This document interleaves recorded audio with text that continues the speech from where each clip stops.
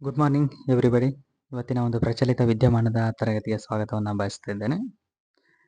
ಇಲ್ಲಿ ನೋಡಿ, ಈ ಹಿಂದೆ ಸೌದೆ ಒಲೆಯಲ್ಲಿ ಅಡುಗೆ ಮಾಡಿದ್ರು ನಾವು ಆರಾಮಾಗಿದ್ದೀವಿ. ಈ ಗ್ಯಾಸ್ ಮತ್ತೆ ಉಳಿದಿರೋ ಎಲೆಕ್ಟ್ರಿಕ್ ಒಲೆಗಳಲ್ಲಿ ಅಡುಗೆ ಮಾಡಿದವರು ಮಾತ್ರ ಬೇಗ ಸಾಯ್ತಾ ಇದ್ದಾರೆ ಅನ್ನುವಂಥದ್ದು ಬಂದಿತ್ತು. ಬಟ್ ಇತ್ತೀಚಿನ ವರದಿ ಪ್ರಕಾರ ವಿಶ್ವ ಆರೋಗ್ಯ ಸಂಸ್ಥೆ ಕೂಡ ಹೇಳಿದೆ, ಅಡುಗೆ ಒಲೆಯಲ್ಲಿ ನೀವೇನು ಸೌದೆ ಒಲೆಯಲ್ಲಿ ಅಡುಗೆ ಮಾಡ್ತೀರಿ ಅಲ್ಲಿಂದನೂ ಕೂಡ ಹೆಚ್ಚಿನ ಒಂದು ಮಾಲಿನ್ಯಕಾರಕಗಳು ಹೆಚ್ಚಾಗಿ ಮನೆಯ ಒಡತಿ ಯಾರು ಅಡುಗೆ ಮಾಡ್ತಾ ಇದ್ದಾರೋ ಮಹಿಳೆಯರು ಅವರಿಗೆ ಆರೋಗ್ಯದ ಸಮಸ್ಯೆ ಕಾಡ್ತಾ ಇದೆ. ಯಾವ ರೀತಿಯಾದಂತಹ ಸಮಸ್ಯೆಗಳು ಬರ್ತಾ ಇದೆ, ಜೊತೆಗೆ ಎಲ್ಲಿ ಈ ಒಂದು ಸಮೀಕ್ಷೆ ಮಾಡಿದ್ರು, ಇದರ ಪರಿಣಾಮ ಏನು ಎಲ್ಲವನ್ನ ಚರ್ಚೆಯನ್ನು ಮಾಡ್ತಾ ಹೋಗೋಣ. ನೋಡಿ, ಜಗತ್ತಿನಾದ್ಯಂತ 2022ರಲ್ಲಿ ವಾಯು ಮಾಲಿನ್ಯ ಉಂಟು ಮಾಡುವಂತಹ ಅಡುಗೆ ಮಾಡುವಂತಹ ಒಂದು ವಿಧಾನದಲ್ಲಿ ಎಷ್ಟು ಜನ ಭಾಗವಹಿಸ್ತಾ ಇದ್ದಾರೆ. ಸುಮಾರು 230 ಕೋಟಿ ಜನರು ಈ ಒಂದು ವಾಯು ಮಾಲಿನ್ಯ ಮಾಡುವಂತಹ ಅಡಿಗೆ ಒಂದು ವಿಧಾನವನ್ನ ಬಳಸ್ತಾ ಇರುವಂಥದ್ದು. 230 ಕೋಟಿ ಜನ ವಾಯು ಮಾಲಿನ್ಯ ಮಾಡುವಂತಹ ಅಡಿಗೆಯ ಒಂದು ಕ್ರಮವನ್ನ ಬಳಸ್ತಾ ಇರುವಂಥದ್ದು ನಾವು ನೋಡ್ತೇವೆ. ಜೊತೆಗೆ ಇಲ್ಲಿ 30.7ರಷ್ಟು ಏನಿದೆ ಕರ್ನಾಟಕದಲ್ಲಿ ಮಾಲಿನ್ಯಕಾರಕ ಇಂಧನವನ್ನ ಅವಲಂಬಿಸಿದ್ದಂತಹ ಒಂದು ಗ್ರಾಮೀಣ ಕುಟುಂಬಗಳು ಇಲ್ಲಿರುವಂಥದ್ದು. ಇದು 2019 ಮತ್ತು 20ರಲ್ಲಿ ನಡೀತಾ ಇರುವಂಥದ್ದು. ಹಾಗೆಯೇ ಈ 2020ರ ವರದಿಯ ಪ್ರಕಾರವಾಗಿ ಕರ್ನಾಟಕದಲ್ಲಿ ವಾಯು ಮಾಲಿನ್ಯದಿಂದ ಪ್ರತಿ 1 ಲಕ್ಷಕ್ಕೆ ಸುಮಾರು 95 ಜನ ಈ ಒಂದು ವಾಯು ಮಾಲಿನ್ಯದಿಂದ ಮೃತಪಟ್ಟವರು ಅಂತ ಹೇಳ್ತಾ ಇದೆ ಸಮೀಕ್ಷೆ. ಏನು ಸಮೀಕ್ಷೆ ಏನು ಹೇಳ್ತಾ ಇದೆ ಅನ್ನುವಂಥದ್ದು ನೋಡೋದಾದ್ರೆ, ನಾವು ಅಡಿಗೆ ಮಾಡಬೇಕಾದ್ರೆ ಕೆಲವರು LPGಗಳನ್ನ ಬಳಸ್ತಾರೆ, ಇನ್ನು ಕೆಲವರು ಏನ್ ಮಾಡ್ತಾರೆ, ಎಲೆಕ್ಟ್ರಿಕ್ಗಳನ್ನ ಬಳಸುವಂಥದ್ದು. ಅಂದ್ರೆ ಎಲೆಕ್ಟ್ರಿಕ್ ಕುಕ್ಕರ್ಗಳು, ಎಲೆಕ್ಟ್ರಿಕ್ ಒಲೆಗಳು, ಇಂಡಕ್ಷನ್ ಒಲೆಗಳು ಇವನ್ನೆಲ್ಲ ಬಳಸ್ತಾರೆ. ಇನ್ನು ಗ್ರಾಮೀಣ ಭಾಗದಲ್ಲಿ ನಾವು ನೋಡೋದಾದ್ರೆ ಸೌದೆ, ಸಗಣಿ, ಇದ್ದಿಲು ಇಂತಹ ಒಂದು ವಿಧಾನವನ್ನ ಬಳಸುವಂಥದ್ದು. ಹೀಗೆ ಸೌದೆ, ಇದ್ದಿಲು ಇಂತಹ ಪ್ರಮಾಣವನ್ನ ಬಳಸಿದಲ್ಲಿ ಹೊಗೆ ಜಾಸ್ತಿ ಆಗುತ್ತೆ. ಅಲ್ಲಿ ಹೊಗೆಯ ಪ್ರಮಾಣ ಜಾಸ್ತಿ ಆದ ಸಂದರ್ಭದಲ್ಲಿ HAP ಏನಿದೆ ಅದು ಹೈ ಆಗ್ತಾ ಹೋಗುವಂಥದ್ದನ್ನು ನಾವು ನೋಡುವಂಥದ್ದು. ಈ ಪ್ರಮಾಣದಲ್ಲಿ ಹೈ ಆಗ್ತಾ ಹೋದ ಹಾಗೆ ಈ ಅಡುಗೆ ಮಾಡ್ತಾ ಇರುವಂತಹ ಮಹಿಳೆಯರಿಗೆ ಒಂದು ಆಪತ್ತು ಬರ್ತಾ ಇದೆ. ಯಾವ ರೀತಿಯಾದ ಆಪತ್ತು ಬರ್ತಾ ಇದೆ ನೋಡೋಣ.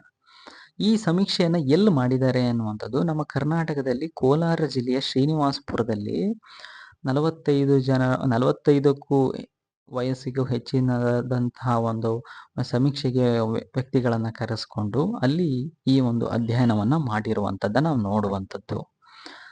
ಇದನ್ನ ಯಾರು ಮಾಡಿದ್ದಾರೆ ನೋಡೋದಾದ್ರೆ, ಬೆಂಗಳೂರಿನ ಭಾರತೀಯ ವಿಜ್ಞಾನ ಸಂಸ್ಥೆಯ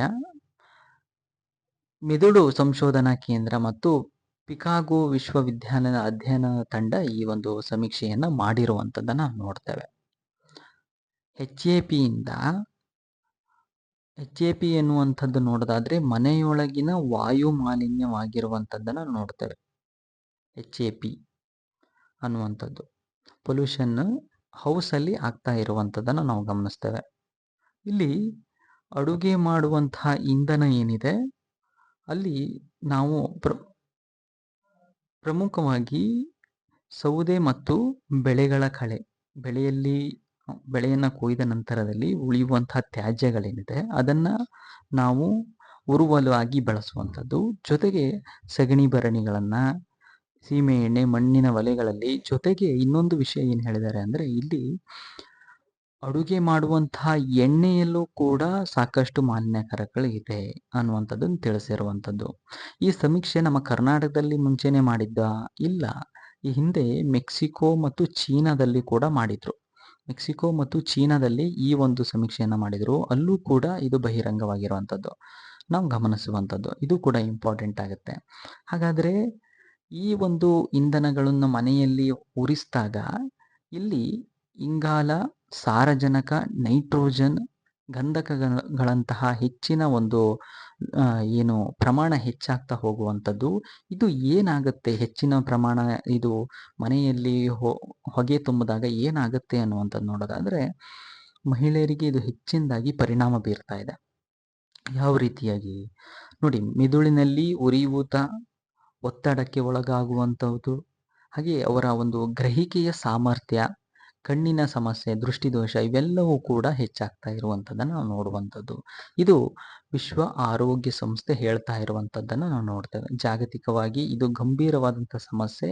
ಇವುಗಳನ್ನು ನೀವು ಆದಷ್ಟು ಕಡಿಮೆ ಮಾಡಿ ಅನ್ನುವಂಥದ್ದು. ಹೆಚ್ಚಿನದಾಗಿ ಇತ್ತೀಚಿನ ಜನಗಳಲ್ಲಿ ನಾವು ಪಾರ್ಶ್ವವಾಯುಗಳನ್ನು ಜೊತೆಗೆ ಶ್ವಾಸಕೋಶದ ಕ್ಯಾನ್ಸರ್ಗಳನ್ನು, ಮಹಿಳೆಯರಲ್ಲಿ ಮತ್ತು ಮಕ್ಕಳ ಮೇಲೆ ಒಂದು ಪ್ರಭಾವವನ್ನು ಬೀರ್ತಾ ಇರುವಂಥದ್ದು, ಹುಟ್ಟುವಂತಹ ಮಕ್ಕಳು ಒಂದು ಸರಿಯಾದ ತೂಕ ಇಲ್ಲದೆ ಇರುವಂಥದ್ದು, ಕ್ಯಾನ್ಸರ್ಗಳು ಒಂದು ಕಾರಣ ಆಗ್ತಾ ಇರೋದು, ಇದೆಲ್ಲ ಈ ಒಂದು ಬಳಸ್ತಾ ಇರುವಂತಹ ಇಂಧನಗಳಿಂದ ಆಗ್ತಾ ಇರುವಂಥದ್ದು. ಅಂದರೆ ಹೊಗೆ ಸಹಿತವಾದಂತಹ ಕಟ್ಟಿಗೆ ಉರುವಲನ್ನು ಬಳಸ್ತಾ ಇರೋದ್ರಿಂದ ಈ ರೀತಿಯಾದಂತಹ ಒಂದು ಪ್ರಾಬ್ಲಮ್ ಆಗ್ತಾ ಇರುವಂಥದ್ರ ಬಗ್ಗೆ ಸಮೀಕ್ಷೆ ತಿಳಿಸಿರುವಂಥದ್ದನ್ನು ನೋಡುವಂಥದ್ದು.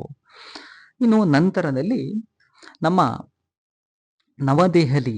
ಭಾರತದ ನವದೆಹಲಿಯಲ್ಲಿ ಭಾರತ್ ಮಂಟಪದಲ್ಲಿ ಜಾಗತಿಕ ಹಸ್ತಪ್ರತಿ ಪರಂಪರೆಯ ಸಮ್ಮೇಳನವನ್ನು ಹಮ್ಮಿಕೊಂಡಿದ್ದಾರೆ. ಯಾವಾಗ ಅಂದರೆ ಸೆಪ್ಟೆಂಬರ್ 11ರಿಂದ 13ರವರೆಗೆ ಈ ಒಂದು ಸಮ್ಮೇಳನ ನಡೆಯುವಂಥದ್ದು. ಅಂದರೆ ಹಿಂದೆ ನಡೆದಂತಹ ಒಂದು ಕಾಲಘಟ್ಟದಲ್ಲಿ ಆದಂತಹ ಹಸ್ತಪ್ರತಿಗಳನ್ನು, ಅವರ ಒಂದು ತಾಳೆಗರಿ ಆಗಿರ್ಬೋದು, ಕಲ್ಲಿನ ಶಾಸನಗಳಾಗಿರ್ಬೋದು, ಇವೆಲ್ಲ ಒಂದು ಸಂರಕ್ಷಣೆಯನ್ನು ಮಾಡುವಂತಹ ಒಂದು ಕಾರ್ಯಕ್ರಮದ ಉದ್ದೇಶ ಆಗಿರುತ್ತೆ.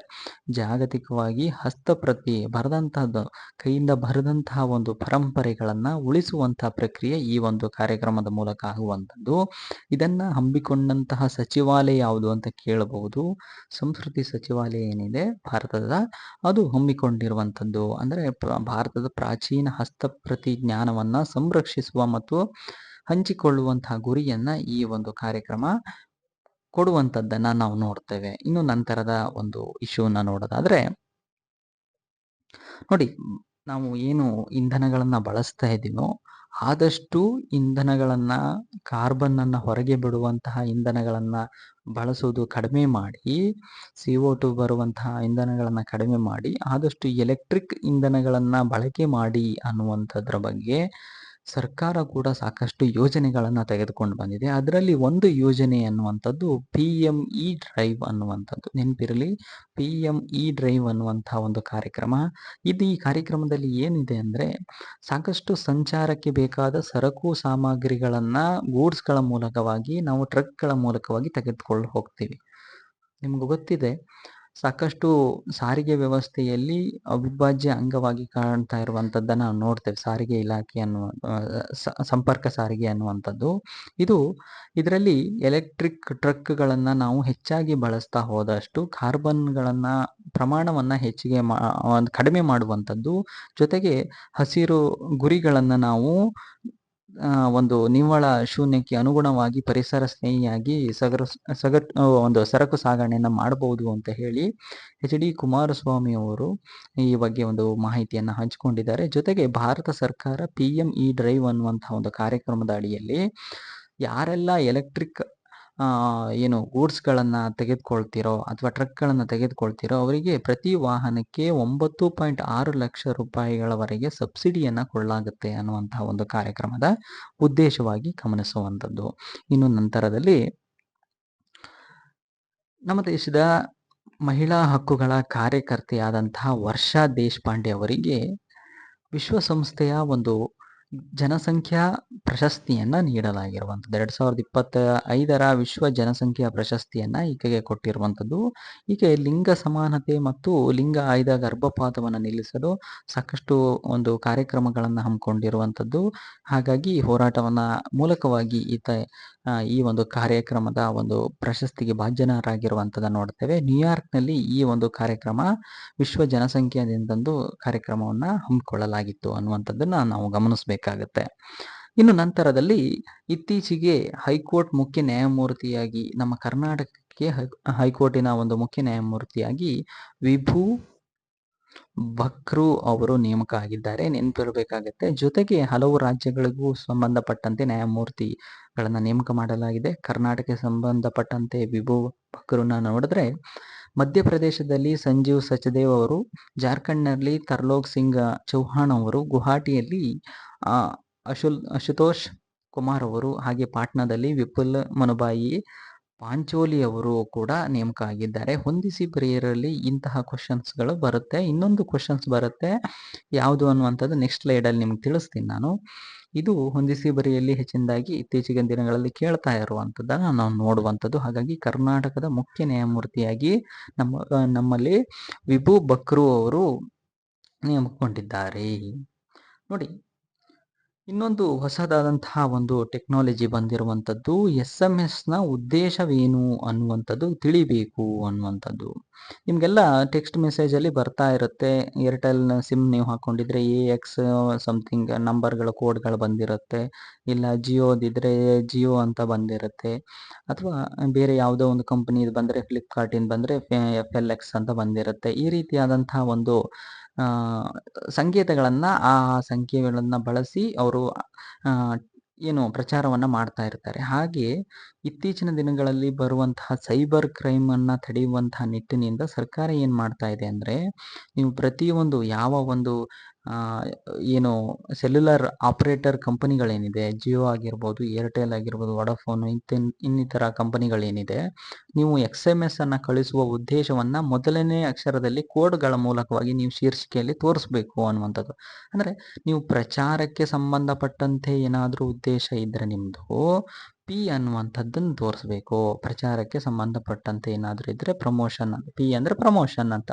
P ಅನ್ನುವಂತಹ ಒಂದು ಅಕ್ಷರದಲ್ಲಿ ಶೀರ್ಷಿಕೆಯನ್ನು ತೋರಿಸಿ, ಸೇವಾಗೆ ಸಂಬಂಧಪಟ್ಟಂತೆ ಇದ್ದರೆ S ಅನ್ನುವಂಥದ್ದು, ಸರ್ವಿಸನ್ನು S ಅಂತ ತಿಳಿಸಿ, ವಹಿವಾಟಿಗೆ ಸಂಬಂಧಪಟ್ಟಂತೆ ನಿಮ್ದೇನಾದರೂ ವಹಿವಾಟಿಗೆ ಸಂಬಂಧಪಟ್ಟಂಥದ್ದಿದ್ದರೆ T ಅಂತ, ಟ್ರೇಡ್ ಅನ್ನುವಂತಹ ಒಂದು ಅಕ್ಷರದಿಂದ T ಅನ್ನುವಂಥರಲ್ಲಿ ತೋರಿಸಿ, ಜೊತೆಗೆ ಸರ್ಕಾರದೇನಾದರೂ ಒಂದು ನೋಟಿಫಿಕೇಶನ್ ಇದ್ದರೆ G ಅಂತ ಬರುತ್ತೆ ಅನ್ನುವಂಥದ್ದರ ಬಗ್ಗೆ ಈ ಒಂದು ಸರ್ಕಾರ ಒಂದು ಹೊಸ ಕಾರ್ಯಕ್ರಮವನ್ನು ತೆಗೆದುಕೊಂಡು ಬಂದಿರುವಂಥದ್ದನ್ನು ನೋಡ್ತೇವೆ.